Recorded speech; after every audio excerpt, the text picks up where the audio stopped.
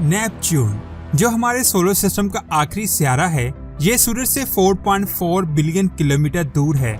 यहाँ पहुँचने में हमें 10 से 12 साल लग जाते हैं। यहाँ पर अब तक सिर्फ और सिर्फ वॉयेजर 2 स्पेसक्राफ्ट को भेजा गया था।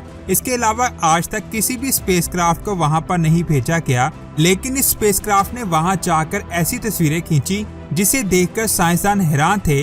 वो सोच रहे थे आखिर ये कैसे पॉसिबल हो सकता है, आखिर उस स्पेसक्राफ्ट ने वहाँ क्या कुछ देखा, ये आप जानोगे आज के इस वीडियो में। वीडियो शुरू करने से पहले आपसे गुजारिश है कि अगर आपने हमारे चैनल को सब्सक्राइब नहीं किया तो जल्दी से सब्सक्राइब करने के साथ साथ हमारी वीडियोस को लाइक और शेयर जरूर करें। हमारे सोलर सिस्टम में 8 सितारे हैं, जिनमें से नेपच्यून हमारे सोलर सिस्टम का आखिरी सितारा है।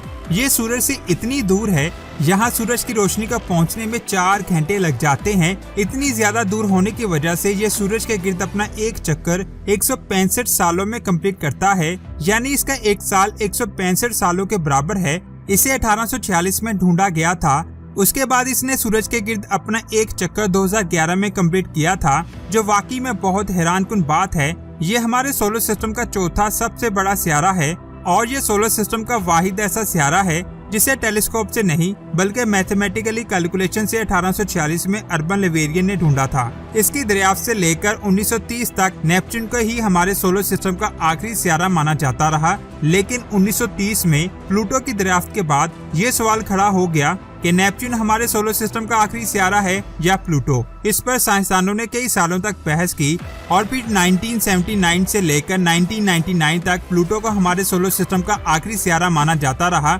लेकिन 1992 में क्यूपर बेल्ट की दरियाफ्त के बाद साइंसदानों ने सोचा क्या प्लूटो को एक सितारा मानना चाहिए या नहीं, क्योंकि प्लूटो क्यूपर बेल्ट में मौजूद ड्वार्फ सितारों की तरह ही एक ड्वार्फ सितारा है। साइंसदानों ने इस पर स्टडी की और फिर 2006 में साइंसदानों ने प्लूटो को ड्वार्फ सितारा करार दे दिया और एक बार फिर से नेपच्यून हमारे सोलर सिस्टम का आखिरी सितारा बन गया। इसका डायमीटर 49,222 किलोमीटर है। ये सूरज से 30 एस्ट्रोनॉमिकल यूनिट दूर है। इसके बाद क्यूपर बेल्ट शुरू होती है जो 50 एजू तक फैली हुई है, जिसमें बहुत सारे एस्ट्रॉइड और ड्वार्फ सितारे मौजूद हैं। ये सब भी सूरज का चक्कर लगाते हैं। यहाँ मैं आपको बता दूं, नेपच्यून की ग्रेविटी का असर क्यूपर बेल्ट में मौजूद ऑब्जेक्ट पर होता है। जिस वक्त वॉयेजर 2 1989 में नेपच्यून के पास पहुंचा तो उसने नेपच्यून के रिंग्स और मून्स को डिस्कवर किया। अब तक इसके 14 मून्स को ढूंढा गया है, जिनमें सबसे बड़ा चांद ट्राइटन है, जो हमारे सोलर सिस्टम का सबसे ठंडा ऑब्जेक्ट है, जिसका टेम्परेचर -235 डिग्री है। साइंसदानों का कहना है कि ये चांद नेपच्यून के पास नहीं बना, बल्कि नेपच्यून की ग्रेविटी ने क्यूपर बेल्ट से इसे अपनी तरफ खींचा और नेपच्यून के पास आते ही इसने इसे ऑर्बिट करना शुरू कर दिया। और मैं आपको बता दूं, ये आने वाले 3 अरब सालों में इससे टकराकर तबाह हो जाएगा। वॉयेजर 2 स्पेसक्राफ्ट ने इसके 6 और मून्स को ढूंढा। उसके बाद 2002 से लेकर 2003 तक 6 और मून्स को ढूंढा गया। इनके अलावा इसके रिंग्स को भी ढूंढा गया। ये इसके रिंग्स की असल तस्वीर है, जिसे आप स्क्रीन पर देख सकते हैं। इसे वॉयेजर 2 स्पेसक्राफ्ट ने खींचा था। ये हमारे सोलर सिस्टम का वाहिद ऐसा सितारा है। यहाँ बहुत तेज तूफान आते हैं, जिनकी रफ्तार सुनकर आपका दिमाग चकरा जाएगा। हमारी जमीन पर जो सबसे ज्यादा खतरनाक तूफान आते हैं, उनकी स्पीड 400 किलोमीटर फी घंटा तक होती है। इससे ज्यादा तेज तूफान हमारे सोलर सिस्टम के सबसे बड़े सितारे जुपिटर पर आते हैं, जिनकी रफ्तार 680 किलोमीटर फी घंटा होती है।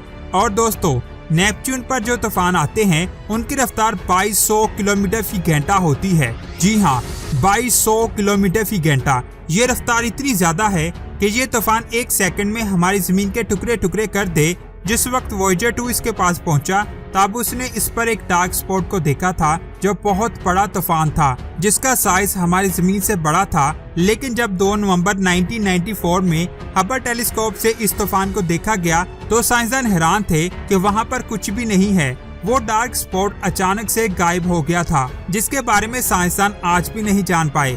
इसके अलावा यहाँ कई और तूफान आते हैं, जिनकी रफ्तार मुख्तलिफ हिस्सों में मुख्तलिफ होती है। इसके ईस्ट पर आने वाले तूफानों की रफ्तार 72 किलोमीटर फी घंटा होती है। वेस्ट पर आने वाले तूफानों की रफ्तार 1170 किलोमीटर फी घंटा होती है। इसके ऊपर और नीचे वाले हिस्से पर आने वाले तूफानों की रफ्तार 900 किलोमीटर फी घंटा होती है और इसके इक्वेटर पर आने वाले तूफानों की रफ्तार 1440 किलोमीटर फी घंटा होती है। इसकी 3 लेयर्स हैं। पहली इसकी कोर है जो सिलिकेट, आयरन और निकल से मिलकर बनी है।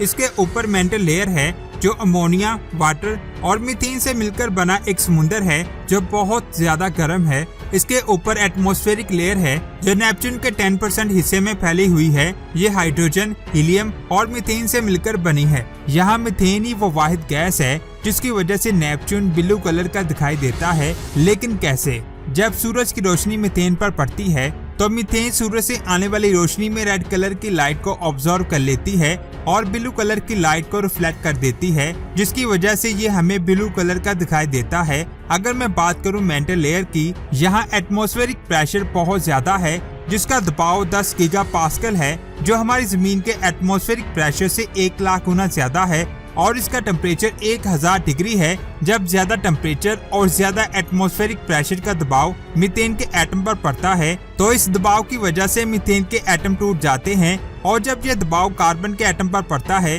तो वह बहुत ज्यादा टेम्परेचर और ज्यादा एटमॉस्फेरिक प्रेशर की वजह से डायमंड में कन्वर्ट हो जाते हैं और फिर होती है बहुत तेज डायमंड्स की बारिश। ये डायमंड इसके समुंदर में गिरने लगते हैं और फिर बनता है डायमंड्स का समुंदर। वोयेजर 2 ही वो वाहिद स्पेसक्राफ्ट है जिसकी वजह से हमने इसके बारे में बहुत कुछ जाना, जिसे 16 अगस्त 1977 में लॉन्च किया गया था। तो दोस्तों, आज की ये वीडियो आपको कैसी लगी नीचे कमेंट्स करके जरूर बताएं।